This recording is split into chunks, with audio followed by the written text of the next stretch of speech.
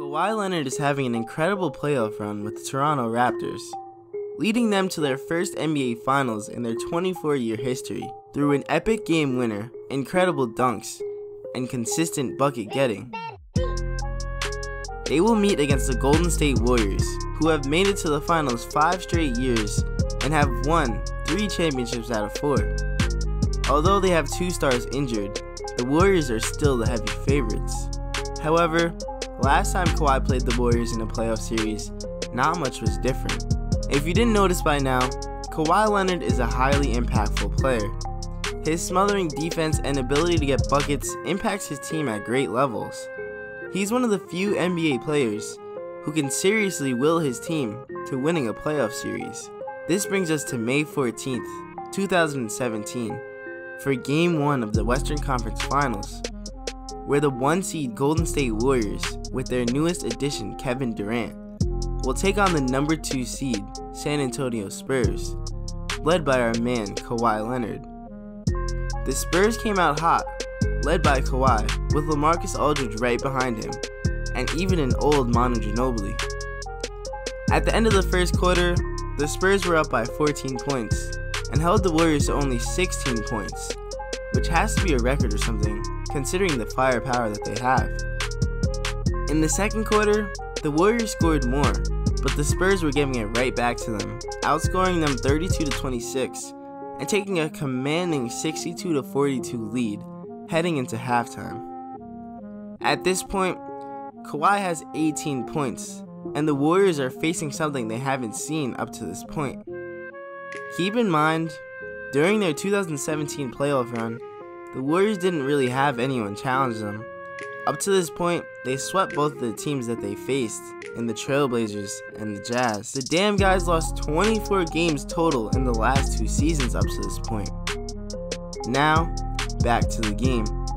It's the third quarter, and the Spurs are not letting up, gaining as much as a 23-point lead on one of the greatest teams ever assembled. Don't forget, Kawhi Leonard injured his ankle during Game 5 of the Western Conference semifinals against the Rockets and tweaked it again during this game. The next play is one of the most disgusting things I've ever seen an NBA player do.